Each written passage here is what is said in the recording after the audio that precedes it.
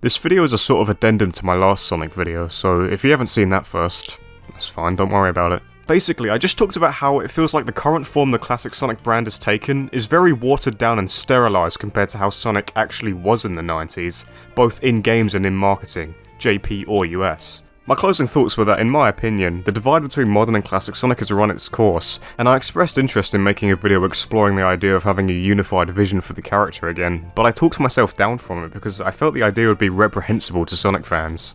On the contrary, I counted at least 5 people, possibly more, who said they wanted to see me make it. So alright, you've twisted my arm, here's my fan wank vision for the franchise. But be forewarned, if you only care for one side of this franchise, or like both but do prefer them kept separate, you're probably not going to care for anything I say here. But if you're someone that does like both, and or is also tired of the split, then maybe you'll like what I have to say. Even if just one guy agrees with me, then this video is for him. First things first, what do I mean when I say phasing out the divide between modern and classic? Does that just mean we go back to how things were pre-generations, where modern Sonic was just Sonic and classic Sonic was just what Sonic used to look like? After all, that's what the story was before the release of Generations in 2011. Classic Sonic wasn't even a younger version of Sonic, it was quite simply just a change in the art style, like a Mega Man X vs Mega Man Zero thing. That being said, I don't think you can really put the genie back in the bottle here. There's a sizable enough portion of the fanbase, as well as casual onlookers, who prefer the classic art style. It might even be the majority, but I don't know how you'd quantify that. I think probably the hardcore fanbase prefers modern, but casual enjoys like classic. The point is, it'd be silly to completely scrap something so beloved. But the opposite is also a bad idea, to scrap everything modern and go full steam ahead of the classic look. I don't even know how you'd go about doing that, seeing as modern has been the primary identity of the franchise for like 25 years now. So to me it seems like the only real option left is coming up with a fresh identity for the franchise by mixing classic and modern together in a sort of soft reboot. I know they're pretty distinct aesthetically, but it's not like they're fundamentally different. They're both still about a fast blue guy fighting an evil fat hedgehog. Despite their differences, when you break down their appeal to its base components, they share sort of a common essence, attitude, style, and an air of coolness, so that can be used as a guide for establishing this merged identity. But before I really get into it, I should clarify that this is just a hypothetical idea that's fun to talk and think about. I'm not saying this is what the series should or has to do or else it's doomed. The series is doing just fine, better than ever probably, divide or otherwise, and a multi-billion-dollar corporation probably has a better idea of how to treat its most profitable IP than one random dipshit in England yapping on the internet in between hardcore fisting sessions. Would I like it to happen? Yeah, absolutely, if executed well, but if it doesn't, and it almost definitely won't, whatever, that's fine too. But the concept did come about to me after the lukewarm reception to Superstars and subsequent championing from fans for the classic side of the franchise to get dropped entirely. If you're a viewer that's a bit on the younger side who wasn't really watching dumbasses like me on YouTube back in 2017, which is actually fairly likely now, a couple years ago it was unthinkable that modern would end up in a better place than classic. After Sonic Mania was a smash hit that pretty much fixed Sonic's dogshit reputation overnight after one of, if not the darkest period in the franchise's entire history, and then Forces came out just to take all that goodwill and throw it in the fucking sea. Fuck me, were things looking grim for modern for a bit there. Like, I don't think anyone ever expected modern to get dropped, but classic was certainly carrying the franchise on its back until Frontiers kickstarted this recent Sonic renaissance that we're in. The thing is, I just don't know how sustainable it is to have two similar yet distinct franchises running alongside each other when their respective quality is prone to pendulum swinging so hard. Like swinging like a pendulum.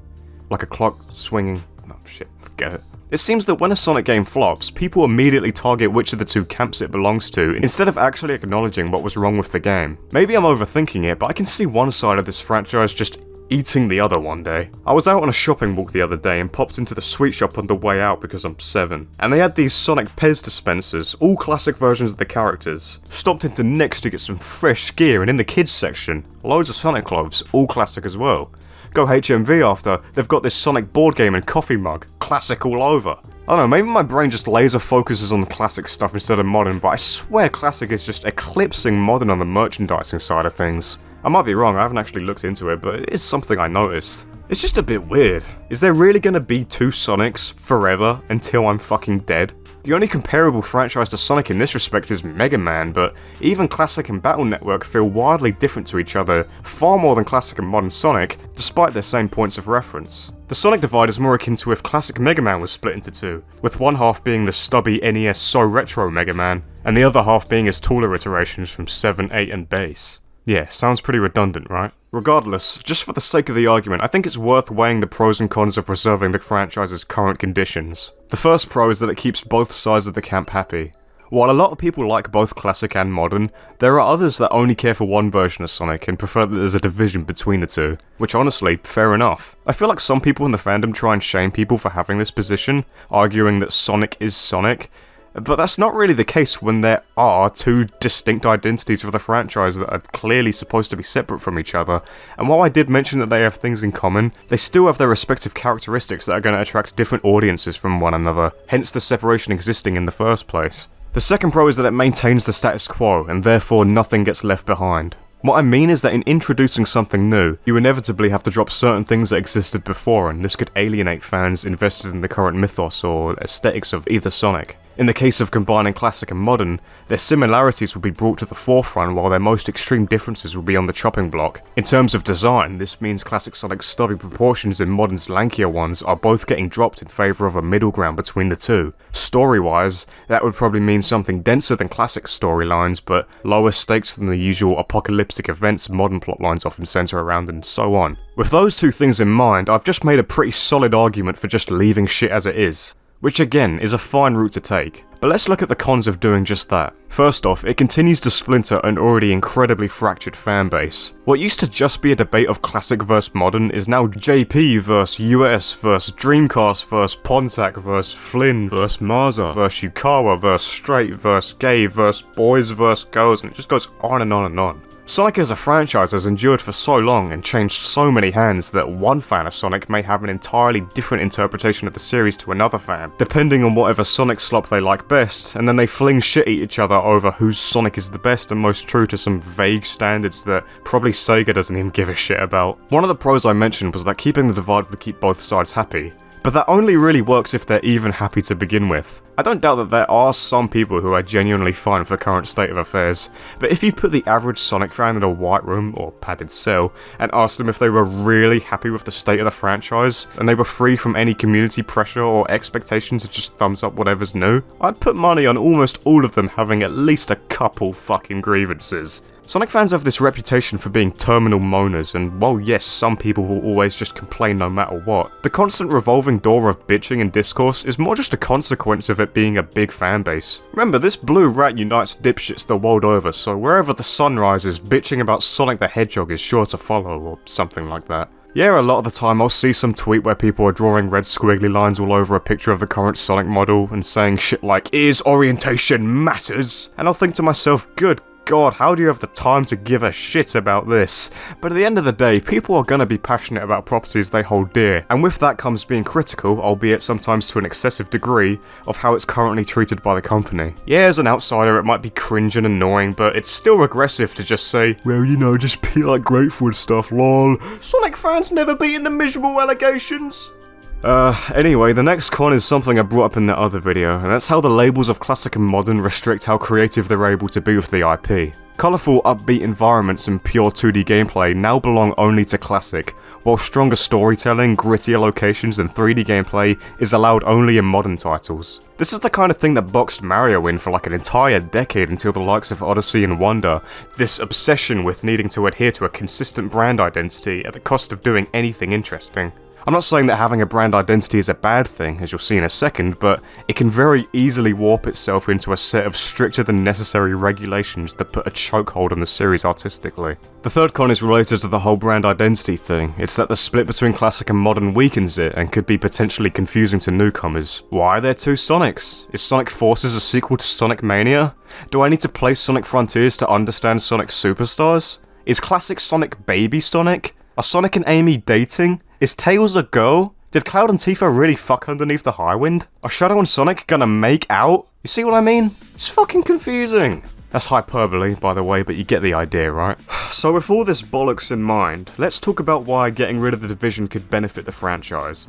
Because it's not really enough to just explain why it might be detrimental, I should also talk about what the series stands to gain. A reboot merger could not only consolidate the best qualities of both versions of Sonic, but also rejuvenate it and appeal to a wider casual audience. Not that Sonic is really struggling along and desperately needs new fans, especially not for the movies, but still, it could help. Coming up with a fresh look for the franchise and its characters would help them usher in a new identity that isn't beholden to any previous restrictions or mandates. They can go in experimental, interesting directions, and no one can really say no because the response would just be, hey, this is new Sonic, and this is what it's doing, whether you like it or not. Yeah, you could lose people with that mindset, but working under the assumption that this reboot is actually good, and actually does what people want Sonic to do, you shouldn't have to worry about a couple naysayers. It would also give them the chance to re-establish consistency in the storytelling and give the franchise a clear sense of direction again, which has been noticeably missing ever since 06. I feel like every Sonic game up until Shadow can believably take place in the same timeline and world.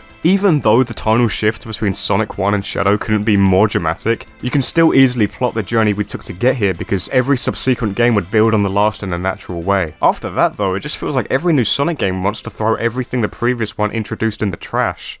06 has new characters, an entirely new setting, just to, mercifully, erase its events from ever happening by the end of the game. Unleashed expands on Sonic's world, with clearly a lot of love put into creating all these different continents based on real-world locations, but without any regard for what was established before. Like, we go to Empire City in Sonic America, but it's never referred to as the United Federation. There's no reference to Central City or Station Square or anything from the last few games set in America. What about the islands from the Genesis games? Shit, even Soliana. Wouldn't that be in SupaGoGoMan, or at least near it? Who knows? Unleashed acts as if they don't exist. Yes, I know about this Easter egg, stop typing that comment. Hell, it even leaves out major characters like Knuckles and Shadow. You'd think Knuckles specifically would get more involved in an earth-shattering plot involving the Chaos Emeralds, but no. Guess he just found a cave and pulled himself off until it was over. Colors and Lost World I don't think reference anything that comes before them, barring the return of the classic badniks in Lost World. And then you've got Sonic Forces treating itself as this big grand climax to a story that never fucking happened, with Eggman completely taking over the world and the main characters forming this ragtag resistance group. When did any of this happen? After Lost World, I guess. The game that has the tone of a Saturday morning cartoon where Sonic fights a bunch of ugly-ass cartoon monsters that wouldn't look out of place in a current-gen Pokemon game, or as a throwaway Mario RPG boss fight. I swear the only thing that got carried over before Frontiers started giving a shit again was the Wisps and Zavok for some baffling reason. Generations is the outlier in all this, but that's only because the entire point of that game was to take a trip down Sonic's history. Obviously, it's fine to have games and stories that are relatively separated from the rest of the canon, but the occasional nod to continuity would be appreciated to give people a reason to even give a shit about it in the first place. I'm fairly sure this is the main reason people detest the references to past games in Sonic Frontiers, outside of how random and ham-fisted some of them can be. It's just not believable for a franchise that has gone a decade not giving a single solitary shit about its own story and world building to suddenly act like it all matters. Obviously, we know the real-world reasons for it, but that doesn't mean it makes any more sense in-universe. I don't buy it when the characters are just now suddenly talking about all the stuff that's been happening over the years. Like, as if you even went through that. You're talking about shit from Sonic Adventure? Come on, Sonic Adventure never happened to you. That was a completely different guy. But as I said, a reboot could help put a band-aid on this kind of thing. The idea of a reboot can carry negative connotations though, especially in the Sonic community. 06 was a reboot. Fucking Sonic Boom. But this isn't about reinventing the wheel. You don't need to give him a scarf or new shoes or do sodomy again. Just come up with a fresh look for the cast and world that incorporates what people love about both art styles. And you don't need to wipe the slate clean either. What I'm proposing is that the series takes the Resident Evil approach. In case you haven't been keeping up with Resi, which in some cases probably isn't too unlikely because I'm fairly sure there's a subsection of Sonic fans that literally do not play anything else. Capcom has been in the process of completely overhauling the series since the negative reception of RE6, coupled with criticism that its story had turned into a completely incomprehensible spiderweb of obscure lore and conflicting plotlines stretched across years and years of games. Does that remind you of anything? With the release of Resident Evil 7 back in 2017 trimming the fat and acting as a more standalone entry, along with Resident Evil 2 Remake in 2019 kickstarting a series of remakes that, while faithful, have established a new canon with updated interpretations of its most beloved characters, the series has enjoyed a massive resurgence and is more popular and profitable than ever. So in the spirit of that, my idea for Sonic is much the same. Start remaking the flagship titles alongside creating new games. 3D reimaginings of the Genesis trilogy and CD, then tackle the adventure games. There's apparently already a Heroes remake in the works. Hell, maybe even give Shadow War 06 a go, and so on and so forth. All with the same designs and art style, bringing a new level of cohesion to the series' continuity and consistency to the overall brand.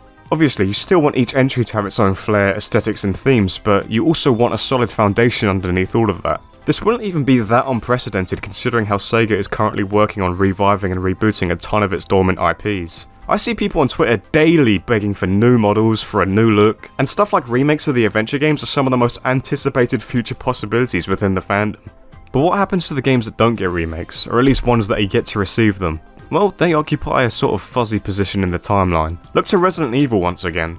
We got RE7 and RE2 remake back to back, a new game set furthest in the timeline, and a remake set right at the beginning. With that, we knew what happened in between these two games, we just didn't know exactly how it happened in this new canon until more games started coming out to fill in the blanks. In a series as big as Sonic, not every game is going to be able to get remade, but we still know roughly what happens thanks to the originals. It's a good way to put shit like 06 and Forces out of sight, out of mind. They probably still happen, like RE6 probably still happens in New Resi, but we just don't think about it.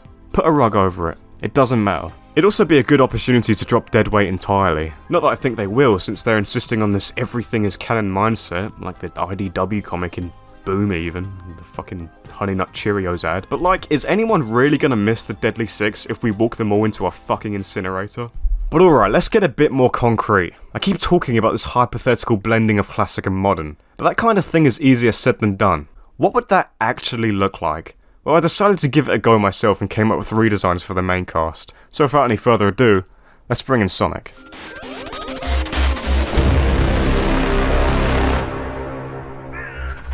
First thing to notice is the art style. We're steering away from the 3D models you've been using for the last 17 years, and bringing in a more organic aesthetic through paint and water brush. Colours remain relatively the same, but Sonic's lean and a bit more animal, as opposed to your full out more attitude heavy design. He has a backpack symbolising adventure, and his gloves and socks are gone. He's wide-eyed and vulnerable. He's still fast, but isn't cocky about it. Cock! Alright, no, but really, let's do this for real. Here's a couple of Sonic designs. It's not all of them, but they're the major ones. JP early 90s Sonic, Yukawa Sonic, specifically the Dreamcast rendition of him, Marza Animation Sonic, and Classic Sonic. Out of these, we can eliminate these two. Classic for everything I said in the last video, and Marza Animation because despite not being a bad design on the face of it, everyone now hates it because of how exhaustively it's been used, and all the while somehow getting worse over time. That leaves 90s JP and DC Yukawa as the basis for creating this merged design. For the sake of simplicity though, I'll just be referring to them as classic and modern respectively for the rest of the video. And so, here's what I came up with. As you can see, he's a little similar to the official renditions I showed in the previous video, but I did have a few of my own adjustments. The goal was to create a design that fairly mixed attributes of both Sonics with as little bias as possible, where if you thought about Classic and looked at him, you'd be able to see Classic, and if you thought of Modern, you'd also be able to see him too. But let's talk about the specifics of the design. The most noticeable thing is his overall proportions are not quite Classic and not quite Modern. His limbs are shorter while not being stubby, and his torso is an oval shape as opposed to Classic's circle or Modern's sort of teardrop. His hands are smaller, his shoes are pointier like Classic, but retain the grey sole detailing from Modern. As for his head, the overall shape is based on his Adventure era promotional model with slightly shorter and wider quills. Here's a profile view I did where you can see those a bit better. His ears are sharp and triangular like Classic, but are a little taller to bring them closer to Modern. His eyes are a mix as well, with the outer shape being based on Classic but the inner detailing is based on Modern, including green eyes. But I decided to make them fully black at the top and have it transition into green toward the bottom, like a gradient. So if you squint, they actually still look fully black. So if you're that much of a Classic purist, just squint bro. And here's him doing the Nike smile, which everyone loves. When he's relaxed, his brow is just smooth, but when he furrows it while smiling or scowling, you get back the ass brow. That's a distinction that's kind of been lost in the newer renditions of the character. Overall, I tried to make as decent a compromise between the two while not leaning too hard in either direction as possible. But whether or not I was a success is up to you guys, so let me know. If a new game got announced and he looked like this, would you kill yourself? Sonic aside, what would the rest of the cast look like? I decided to redesign them as well, using the same philosophies I had in mind while doing Sonic. Starting off with Tails, my first order of business was to restore a little bit of orange into his fur. I feel like that just bounces off Sonic a bit better than pale yellow. I made his limbs slightly shorter, but proportion-wise he's basically the same as his current incarnation. I also noticed that some recent renders have stolen his cuff straps, so I've returned those to him. But the bigger differences are in his head, which, while still primarily shaped like Modern, is a little more bulbous to give the impression of Classic, which is complemented by the slightly rounder eye shape, the more side-swept hair tufts, and a more V-shaped mouth and curvier, muzzle eye dips, I don't know what to call them. Honestly, I think Tails ended up being my favourite of the bunch. In my opinion, he encapsulates that mix of modern and classic that I wanted to capture the most. Next up is Knuckles, who I was also pretty happy with. He's one of the subtler cases, but I think you can still see the classic inspo here. In particular, his head is a bit more chiseled. Compared to classic, modern Knuckles sort of looks like he had an anvil dropped in his head and had it smoothed out, so I wanted to revert that. And it's not massively obvious at this angle, but I also wanted to restore the more pronounced snout classic Knux had as well. His dreads are a little shorter too. Other than that, he's mostly modern. Classic Knuckles already had a sort of teardrop shape for his torso, with a more pronounced chest to sort of sell the power and strength he has, so modern didn't really shake that up like it did for Sonic. I did make it a bit wider at the bottom though. And I usually wouldn't make such a bold decision, but I actually gave him his boots from the Sonic movies, since they're the only piece of media that's actually made them look like a wearable type of shoe, instead of some weird Lego shit. I swear I'm not copying Colsan here. Next is Robotnik, or Eggman, who was easily the toughest one conceptually because he actually received a full-on redesign in the adventure instead of just having his proportions tweaked, and I don't feel particularly comfortable making specific design decisions, but I tried to come up with something that mixes the two regardless. The main basis is modern Eggman, but with clothes more reminiscent of the classic Robotnik, like the yellow cape and gold buttons, but I did keep certain aspects of the modern design with the white zip thingies on his shirt and sleeves. It's subtle, but I also tried to give him the three sort of prongs on the end of his mustache, as well as making it longer and brighter in colour. I also wanted to give him a big toothy grin because the smile he has on the render that I used as reference was so lame. He's the one I'm least confident in, but that's because I had to intentionally pick and choose which design elements to include or discard, which again I don't feel very qualified to do. Regardless, if he started looking like this, I personally would be fine with it. And since we've done Robotnik, why not throw in his son, Metal? Metal Sonic is kind of an interesting case because he didn't seem to get a specific 2D Yukara redesign during the transition to modern, and instead his earliest Sonic Channel art looks directly based on the 3D model they already had for him. I'm not 100% on that though, maybe someone can correct me in the comments. It might be the other way around for all I know. But either way, I've seen a lot of criticism for modern Metal Sonic for being more rounded and smooth, making him less intimidating than his classic incarnation. And the current 3D model for classic Metal Sonic also kinda sucks, looking more just like a chibi version of modern than actually being a translation of how he looked in the 90s. So in the spirit of rectifying all that, I wanted to give Metal his edge and sharpness back. Out of all of them, I feel like Metal is the one that leans hardest into his classic look, with the upturned OVA style spines and claws, but I also wanted to retain some of the detailing on his limbs and shoes that modern introduced. His shade of blue is also a bit lighter than Sonic, and was originally even brighter, inspired by his Chaotix artwork, but my girlfriend thought I should tone it down a bit, so there you go. Next up is Amy Rose, who, similar to Eggman, got a full redesign for Sonic Adventure. But unlike him, I wasn't very conflicted at all because I think modern Amy is just a better design in about every aspect. Well, maybe not better, I just much prefer it. It's probably the only time I was truly biased throughout all of this, but there's not really much I would take from classic Amy.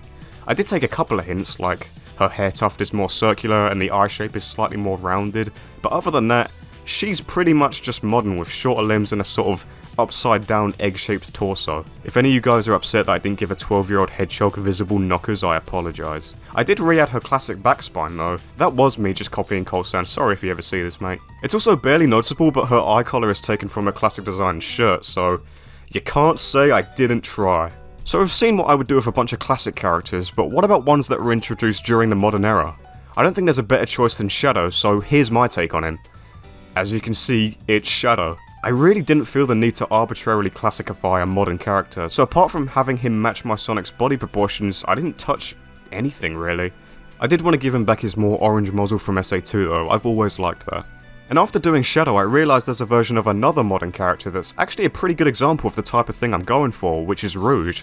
Obviously she's a modern character, but her SA2 model in particular has this more compact and shorter look, which is similar to how I've been redesigning them, so I wanted to draw her as well. There's not really much else to say other than she's heavily based on her in-game model, down to having more detailed wings and bigger ears back. I can take or leave the massive bust, but seeing as I was using that model as a reference, then might as well include them. I was going to stop there, but I did want to squeeze in one more character, this time being the inverse of the two previous examples, as a character who has only ever appeared in classic works, that being Mighty the Armadillo. Based motherfuckers would have probably immediately clocked that I took heavy inspiration from his Archie Sandblaster disguise, which eventually became his default appearance after Ken Penders wiped his ass with the original continuity. The three Chaotix members that got brought over to Heroes all received outfit redesigns that exemplified their defining characteristics, and the hiking boots give off this cool wilderness explorer type of vibe that I think works great for Mighty. Maybe that's why his whereabouts were listed as unknown for so long. Dude was backpacking in Missouri or some shit. And with that, those are my proposals for a new look for the Sonic cast with this classic modern merger reboot in mind. I'm getting kinda sick of saying the same words over and over again, so let's wrap this video up. I touched on aesthetics earlier, and I envision this reboot bringing back the abstract, dreamlike landscapes of the early classic material like the original trilogy, CD, and the OVA, alongside the return of more realistic urban environments from the likes of the adventure games, Unleashed and Shadow. Musically, I'd love to see the return of hard rock and hip-hop to the series, as well as the house and techno-inspired stuff from CD's Japanese soundtrack, and please ban Jun Sono from that forsaken fucking Genesis synth already. You might also question what kind of form the games would take with this new direction, and someone left an interesting comment on my last video suggesting breaking the series into 4 different types of installments, which I thought was a good idea. So I proposed separating entries like this, having a large-scale game, either one of the remakes or an entirely new game, come out every 2 to 3 years, and scatter smaller scale 2D and boost games to tide people over until the next big release. I feel like the boost has massively overstayed its welcome as the primary gameplay style for the franchise, but I don't think it needs to be retired entirely. It's the kind of gameplay style begging to be paired with shorter, focused experiences. Perhaps you could have the boost and 2D games take up the mantle of taking Sonic in new locations, meeting new characters, while you have the big releases have adventure-style gameplay that focus on the larger ensemble cast. And the 4th category would just be whatever else they decide to make, spin-offs and stuff. That might all sound a bit ambitious, but this is a franchise that Sega has outright stated it wants to surpass Mario, and you don't achieve that by coddling the developers and settling for good enough.